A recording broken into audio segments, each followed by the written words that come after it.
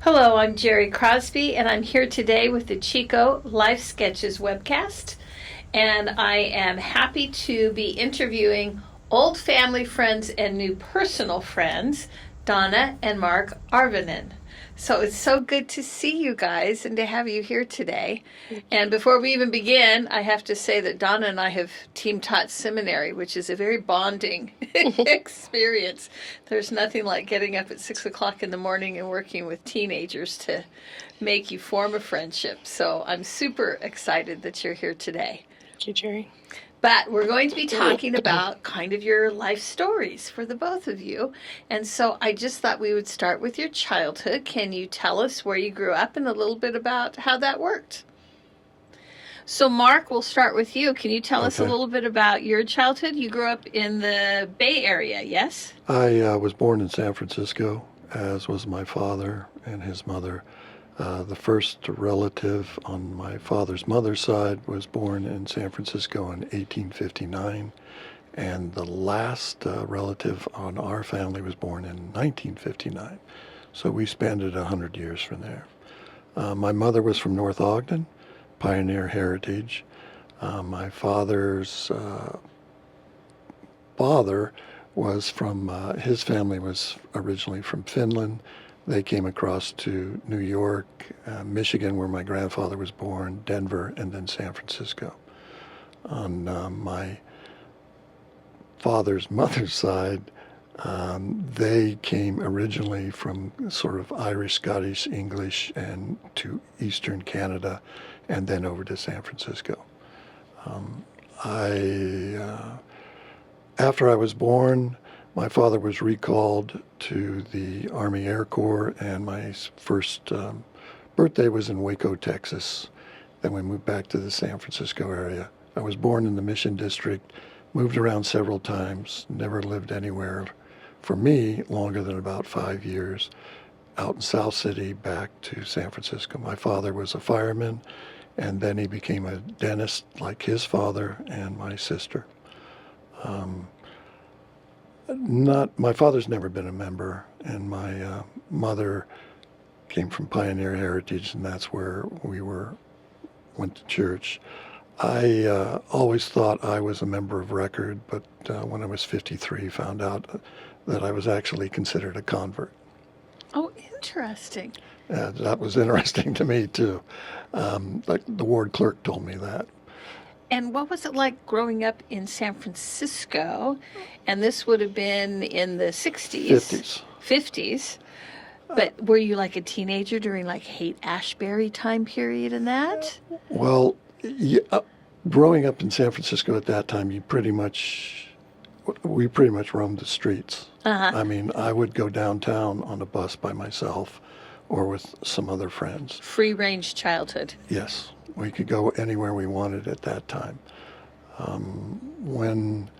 And I was involved in a Boy Scout troop that I was very interested in, and that was a major event for us because we went to the 1964 Jamboree back in Valley Forge. It was a major incident for me because we were able to go to the 1964 World's Fair, which was a big deal, toured Washington, D.C., the New York area, and Philadelphia. So I saw the Constitution, the Declaration of Independence. It had a big impact. And I was in a junior high school that was about three stories tall and took up a city block. After that, when I moved back, my father graduated from dental school and decided to move up to the Chico area. Specifically, he started his practice in Durham. So I moved from that junior high to Durham High School, which was 10 rooms, and all of these kids had grown up together. I came from a class where you had every religion, race, culture that you could possibly imagine. So that was a big culture shock for me for the longest period of time. After high school, I went to BYU for a year, came back, didn't have any more money, did some other things like picking pineapples, and then eventually went up and graduated from Chico State. From there, when I was going to Chico, why don't we stop there and let Donna tell her childhood? As I say, and Donna, because our parents were such good friends, for listeners, Donna's father and my father were like this. They were besties. So I've always just thought of you as a Chico native, but you were actually telling me you were born in Willows and that you guys moved around a lot. You want to share a bit of that? Sure. Born in Willows, and my father at the time worked for the state of California in the transportation, Caltrans. And so he was always promoting up and wanted to progress through the ranks. And so every 2 years we moved to a different, Gridley, Oroville, Arcata, back to Oroville again, and then ended up in Chico where he retired many years later. But yeah. So all over Northern California, though. Correct, yeah. And what made him choose Chico? Well, at the time when he was his last, he'd gone as far as he could, it was either Chico or Redding. And Mom and Dad just chose Chico. And we're lucky they did, because it's been a great childhood home for all of our children, and we've loved living here. Well, the Richards have blessed many, many lives, including mine. So I'm so glad they chose that. And so we have Mark in Durham. Mm-hmm. And you in South Chico, which is adjacent to Durham. So did you guys know each other as kids? We knew each other. We were in the same ward together. And so I saw him and his brother, pass the sacrament but never spoke to him. Really. We weren't a close youth group like they are nowadays. But we met each other when we were attending Institute, and they were having an activity, and that's when we first, we knew of each other, but that's when we first... That was when the spark occurred? Yeah. And what, do you even remember what the activity was for that night? It was a barbecue and just a swim. It was probably a swim party, but neither one of us swam, but it was out at the Butte Creek Country Club in a home of one of the members that lived out there. Mm-hmm. So it was a nice occasion and just very casual. And really... Mark, did you just see her across the way and know? Well, like she said, we had seen each other. Uh-huh. We were in the same ward, but different high schools. And I never said anything, and she never said anything. But after we spoke, we were married 6 months later. So I've always said it was a good thing we never spoke in high school. Because you found out right away how compatible you were? It just seemed right at the time. Uh-huh. And you said there wasn't really any big moment because you guys just sort of flowed right into it. Yes. Is that accurate? Yeah. Yeah, and you had gone away to BYU, but then was finding Donna part of the reason you ended up just staying here and going to Chico State, or was it more financial? It was financial, mostly. Mm-hmm. It was pretty much, I worked my way through college. Uh-huh. When I got out of college, nobody was giving me any scholarships or loans or anything else. So it was either work full time and go to college, which was brutal, or you weren't going to college. That was kind of the way it was. So it took me longer than usual. And by the time we got through, we had 2 children. Both of them your father delivered. And the first one was kind of an interesting story. Yeah, so Donna, can you share with us the story of some of these births? Well, our firstborn son was born 6 hours before my little sister was born. So Mom and I were pregnant at the same time, and we delivered babies the same evening in the Chico Inlow Hospital.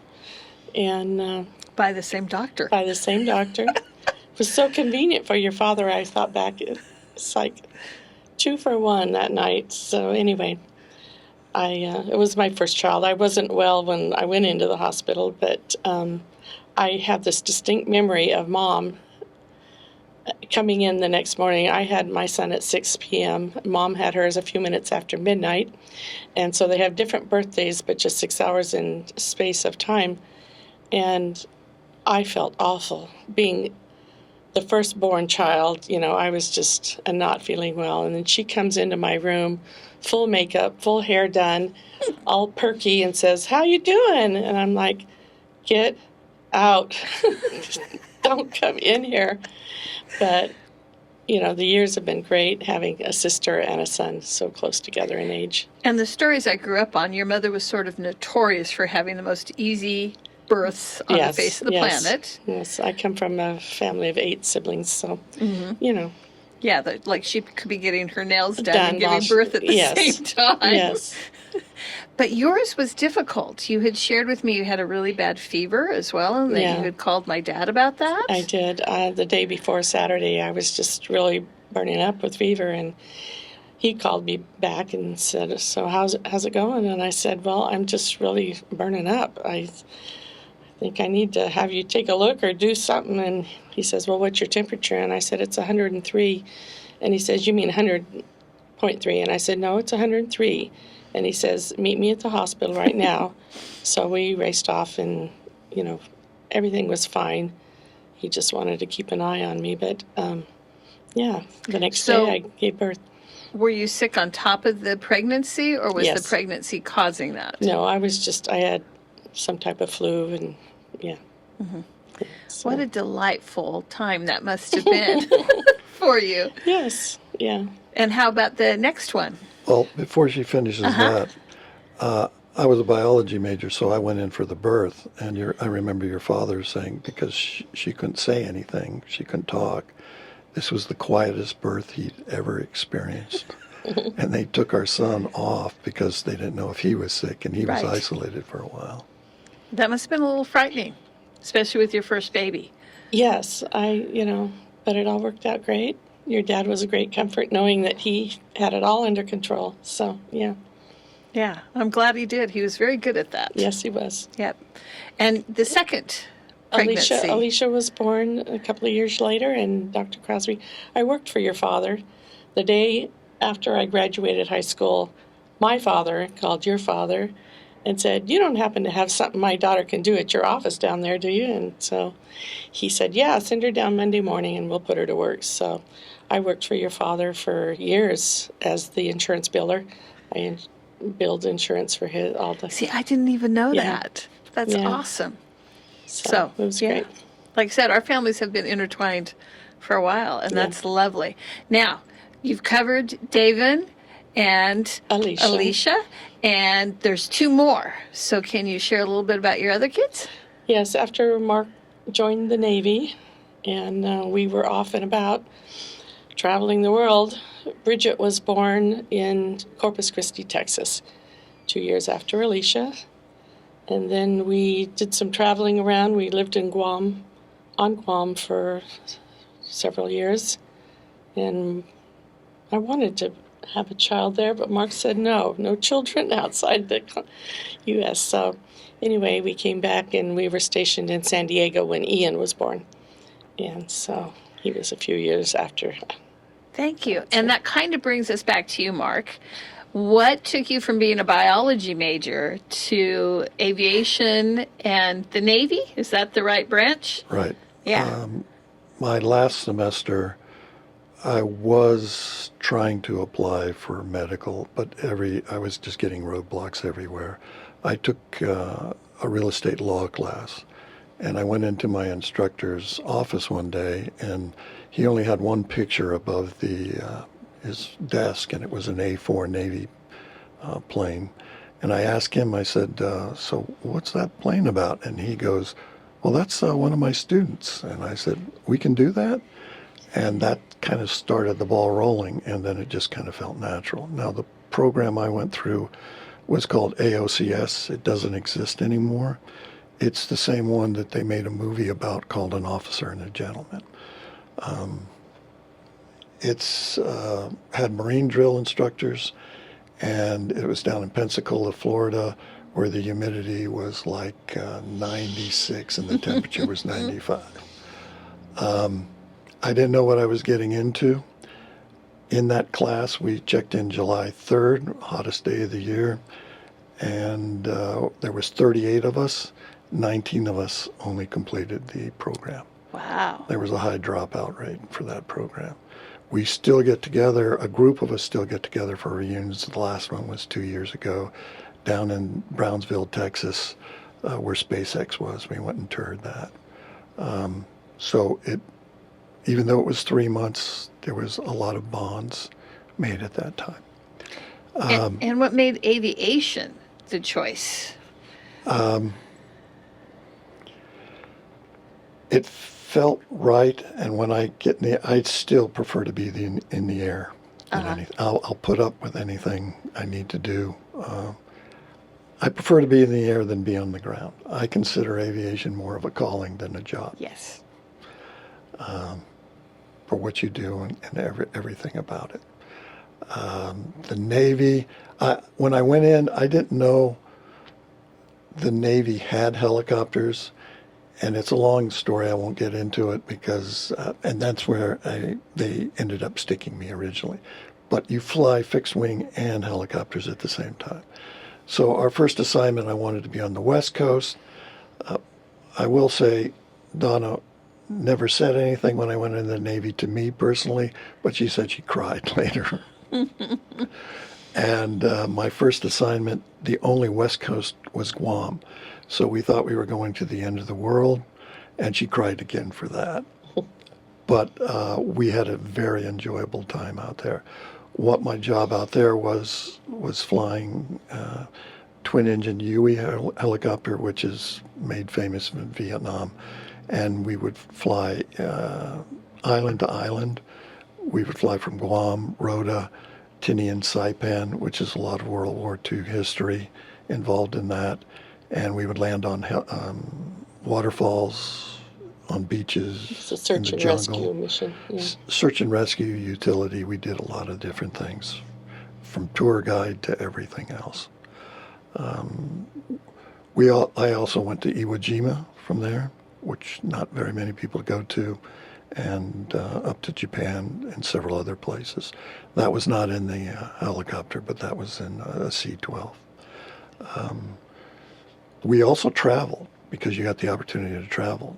Donna went on herself with a girlfriend to Korea and Japan, and we took David to Korea one time, which was an interesting trip because he was a little blonde boy at that time, and we were going down the streets, and we kind of lost track of him for a brief moment. Groups of teenage Korean girls would just come running up to us and put their hands all in his hair and just giggle and laugh and thought he was just like a little alien or something. They'd never seen blonde children before. Well, the world was a little bit more isolated back then. Yes. Yeah. Yeah. So there was a lot of history. The water is so fluorescent blue, and you can see through it. And we used to chase whales, giant turtles, porpoises. We did a lot of things out there, which was good for my first tour. Yeah. Mark and I learned how to scuba dive on the island of Guam.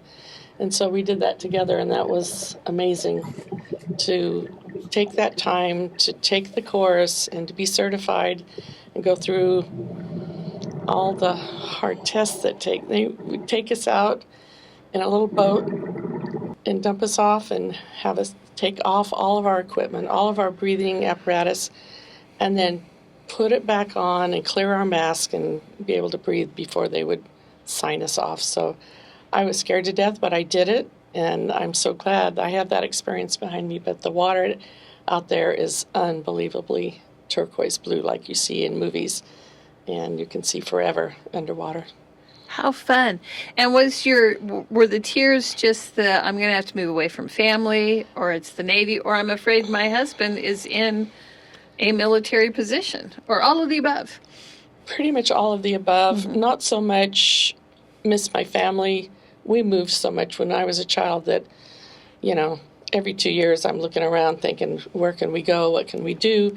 So the first cry when he joined the Navy was, we had a certain plan. He was going to go to medical school. And we didn't have really zero conversation when he came home from that counselor's office and said, I want to join the Navy. I want to fly. And I'm like, Say what? No. What are you talking about? That's not the plan. And anyway, I went along. I knew he was doing good things and that we prayed to know that this was the right decision. And we always felt good wherever we went that we were making a good decision. It was going to turn out okay. Well, and clearly it has. You guys are a phenomenal pair. And Mark, you said too that you kind of feel like there are certain milestones in your life that redirected you. And you've shared with us the Boy Scout Jamboree that I presume sort of gave you a foundation of patriotism and love for the country. And then you had this experience where you walked in an office and suddenly knew that your life trajectory was changing. Are there any other big ones in your life that you experienced? Yeah. After we left Guam, we went to San Diego.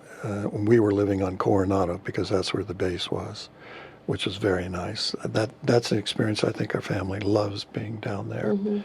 I was sent, this was a different helicopter. It was an H-2, and I was sent on a detachment. Hopefully I can get through this. And this detachment was in Atsugi, Japan, which is on the Kanto Plain of the Tokyo area. It was 4 officers and 15 enlisted sent on the detachment. We'd be sent out on different ships to do different things, and we were sent out to do special ops. Special ops, they gave us this interview, and we would come down, and then we had a briefing.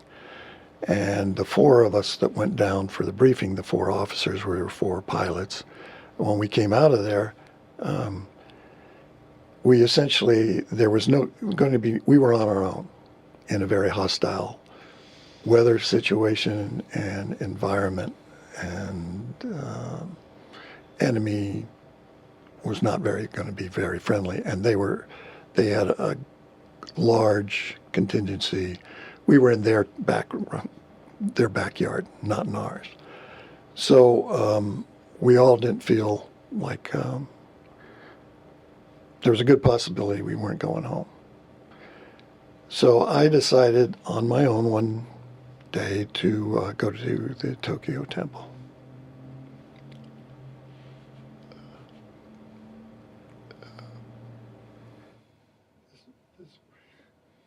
Go ahead. So getting there was difficult because it was just a mimeographed little sheet in kanji. And I had always had a good capability of just kind of finding my way around. So I was by myself on the trains, and the Japanese people, even though they were taught English, oftentimes wouldn't talk to you because they felt embarrassed about their English.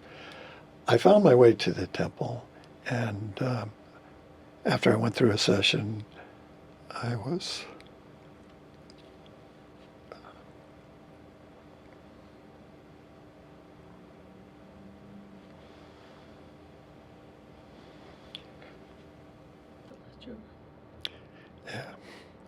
in the celestial room, and I kind of asked the question, am I going to go home?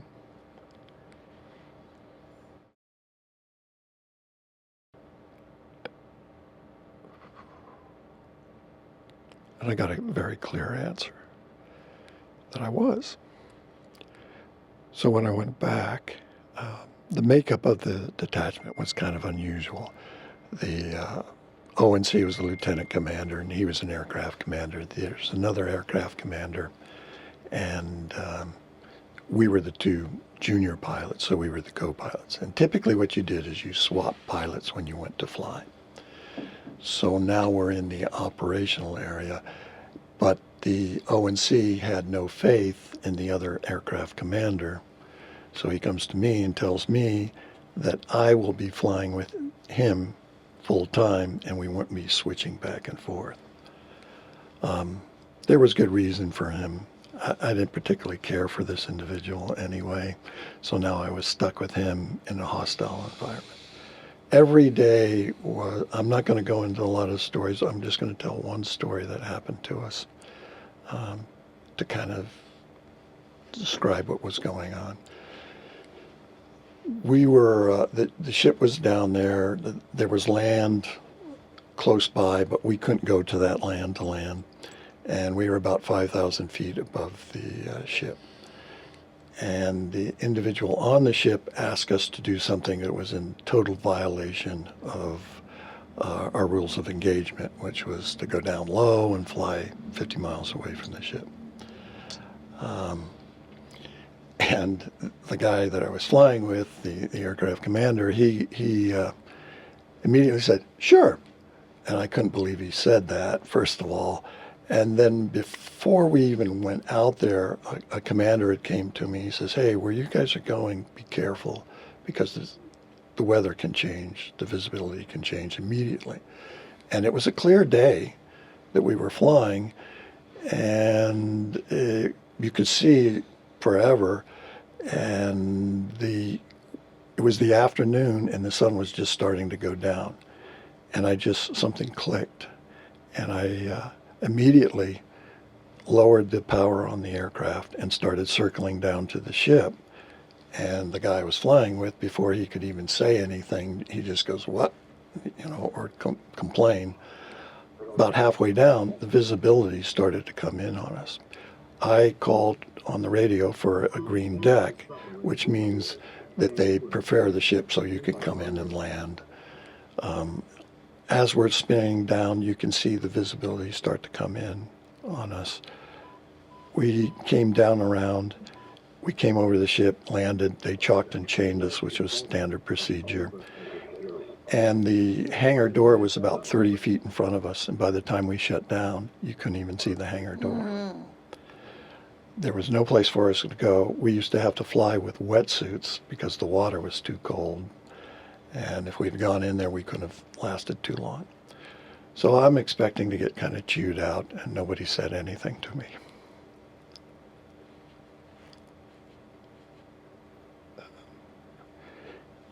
And there was a lot of incidents every day. So after this was over, we're steaming away from the area. And in our crew we flew with, it was 2 pilots and an enlisted man in the back who was considered a sensor operator. He was a SAR swimmer. He would jump out in the water if we needed to pick people up. He also ran a radar back there. So we had 2 individuals on the detachment. They were that. We rotated them out. And as we were starting to come back, they came up to me and said, "Sir, after this deployment, we're quitting flying."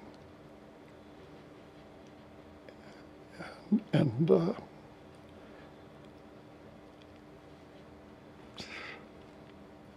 I tried to talk them out of it.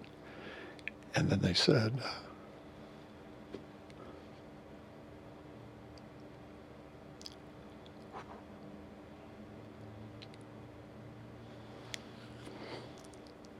they go, "Sir, don't even try. If you weren't in the cockpit, we would have quit a long time ago." Not only that, when we get back, there was other detachments that did the same thing, but nobody collected as much information. Nobody collected as much information as we did, or was able to accomplish as much as we were able to accomplish. So that was kind of a defining moment. I never really liked that aircraft, and I was glad to get out of it and move on. I then instructed in H-60s, which is Black Hawks, and then I flew C-12s, which is a fixed wing. We got off active duty and moved on. Eventually, I ended up at United, and I think the next major impact for us was 9/11. I was flying the same aircraft that went into the towers. In fact, one of the aircraft that went into the towers, I flew like 2 weeks before. I was scheduled to be in New York 2 days after. Where we were flying the day of 9/11 is from San Francisco to Maui. So we landed in Maui. We're in the hotels. It's, I think about 3 a.m. and I was asleep in bed. The remote was there, and I must have rolled over on the remote or something, and the TV came on and woke me up. And I'm looking, so New York time now is about 9 o'clock, and I'm looking at the TV, and I'm thinking, is this some kind of movie? What's going on here? I was kind of groggy, and I get a phone call from the captain I was flying with, and he says, you see what's going on? And that started that. We were there for 5 days after that, and I only had one change of clothes. Because you were grounded at that point. Right. Yeah. The scariest part of that whole thing for us was, and there was another American crew, and they were the same way. Nobody, we couldn't make a phone call. Nobody knew where any of the companies didn't know where any of their pilots were or any of their planes were. That was really scary. And I told the captain I was flying with, well, it looks like I'm going to get furloughed. Oh no, that'll never happen, never happen. A year later, he's the one that processed me out of United. And he was apologizing profusely. So from there, they had a program where you're now furloughed. I have a wife and 4 children. They worked with their commuter, which was SkyWest at the time. I had worked for SkyWest before. They said, go work for them, and then eventually if we hire you back or you want to stay at SkyWest. So I'm training at SkyWest. Things are going along okay. The theory is I contracted a virus. This is the theory. And I'm feeling sick. So I go to a doctor back there, and he was worthless.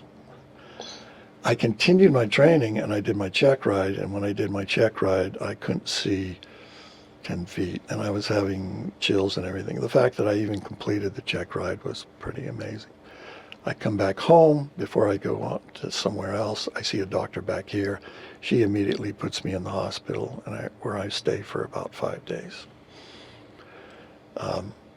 She comes back and says, you're diabetic now.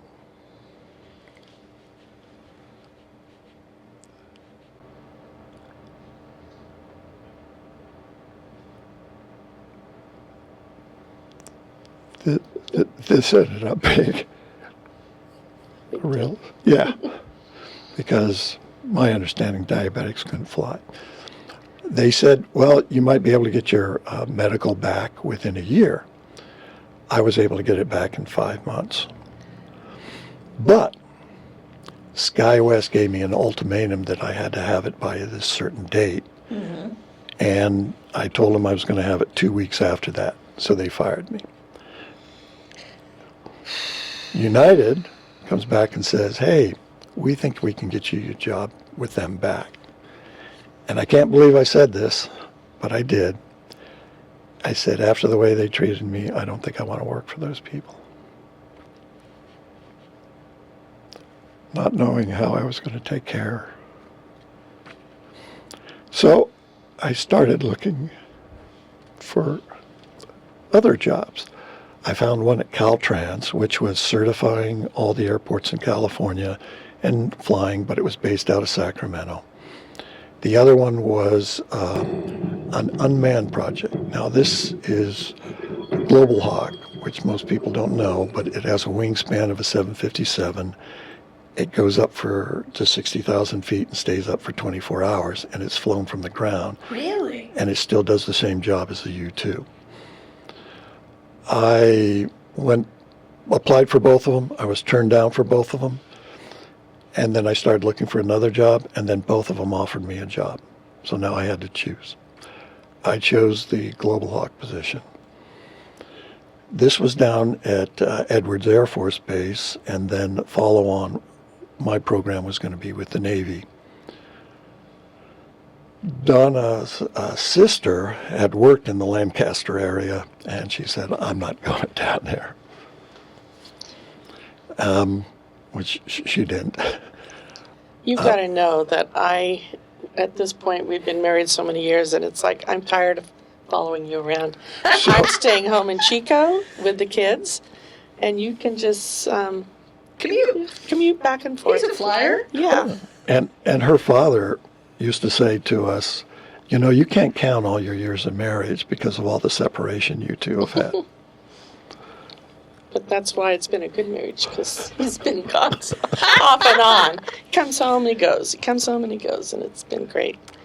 So I did that. That turned in, I worked for them. I worked for the Navy in Maryland, but I was never there much, and she was, and she was upset about that. Then I ended up at Beale as a flight instructor. From there, I went back to United because United had done their final recall, and I said, okay, I'll come back because I didn't want to get furloughed again from United. The first week I'm back at United, they go, we're going to sell this fleet, and you guys are going to be furloughed. I may not have caught the first furlough, but I looked for another job, and I took an active duty recall to the Navy. I ended up doing 30 years total active and reserve in the Navy. In fact, that was longer than 30 years because I was on a waiver. Most people don't get a waiver, but when 3-star admirals and Undersecretary of the Navy signs the request, I got that. So I went back to the Pentagon. That was probably one of the most interesting tours I ever had because I learned how the military really worked and how the government really worked. And I think your father's father worked back there. Mm-hmm. It was extremely interesting going back there. I'm glad I did that. From there, I came back to United for a couple of weeks, and Northrop Grumman offered me a job to be a flight test pilot for Global Hawk down in Edwards Air Force Base. I eventually became a manager of the pilots down there, and I was also a flight instructor. I trained the first NATO pilots in Global Hawk, which they were flying over there. I worked on the German program, I worked on the Navy program, and now Global Hawks are, for the Air Force, are somewhat being phased out, but the Navy is going to be flying them for a considerable amount of time. So you've had this very storied and eclectic career in which God has clearly guided you. And if you'll pardon me for interjecting in your story for a moment, I was really struck by how your testimony and going to the Lord didn't save just your life, it saved a lot of other people's lives as well. And I think sometimes we all forget that by living the gospel ourselves, it has this ripple effect. Exactly. That helps so many other people. So I'm so glad you did that. But bringing it back to you too, Donna, mm-hmm. So you clearly did have that sort of military single mother experience. Yes. What's that like? Well, I had to find my own coping mechanism. Mm-hmm. And all I can say is I was busy with the kids all day. And at night, I would just fall down and say my prayers. And my prayer was, keep Mark safe, keep me and the kids safe. And I was always reassured everything was going to be okay. So just with that, I've just had this strong sense of faith that Heavenly Father knew what He was doing, and He was guiding our lives, even though we thought we were going to do something different. It was really, all going to be okay. And so it's not the circumstances of your life, it's the focus of your life, as our prophet has told us. Yes. And I don't think any other woman, it would have worked for the two of us. Well, it seems to me too, and again, I apologize for interjecting in your life story. It seems to me, Donna, with the experience of traveling so much in your childhood, mm-hmm. that clearly the Lord prepared you to be Mark's wife. Yeah. And it was exciting. I loved the military, even though I cried that first few nights about having to go into the military. I didn't have a real great picture of what was going to happen. And it was wonderful, not just for Mark and I, but for our kids, to have that opportunity to move around, to experience other countries, see what the world was really like. You know, some children today, they see the world as a globe, and they don't really understand what goes on the other side of the world, and different cultures and different countries. So they've had a real good education. They love their military years. So, Well, and I'm pushing us way forward, so I apologize, but we have a somewhat of a time limit, and you now live on what I have told you I refer to as the Arvonen compound.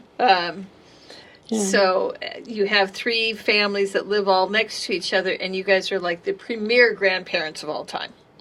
So what's it like being such involved grandparents to your grandchildren that live so close to you? It's been great. I mean, they're at our house in the early years. You know, when they were younger, they would just come to Grandma's house, and we've enjoyed having them there and hanging out with the grandkids. And as they get older and move away, and it's still great to have, Alicia and her family have purchased my original home that I grew up in once we moved to Chico. And then David and Amy and their family have built a home right next to ours, which is just the 3 homes that are there. And Ian's in Durham, and Bridget's in Star, Idaho with her family. So. Yeah, and so people know I teach seminary in your house, and primarily to your grandchildren. Correct. And they get to get up in the morning and literally walk across the lawn. Yes. To go to Grandma's seminary. house. Yeah. And every afternoon you've got a house full of teenagers still there. Yeah. Yeah, it's wonderful. Well, you guys are pretty amazing. Thank you. So, as we approach the end now, and I always ask if there is something that you want to leave as a message for your posterity or for our viewers, what's the life lesson for you guys? Because, I mean, it's been a pretty amazing journey. Mm-hmm. Go ahead. Okay, I will. Just knowing, like I had stated before, trust Heavenly Father. He sees the big picture. We don't always see the details in life. And as we're at our age now and we look back at all the twists and turns and directions our lives have taken, it wasn't what we planned. It was, Heavenly Father's plan, and we were strong enough to pray together and counsel and know we're going to do this and it's the right decision, and just follow Heavenly Father's direction. So it's been a great life. And just to add to that, my last name is Finnish.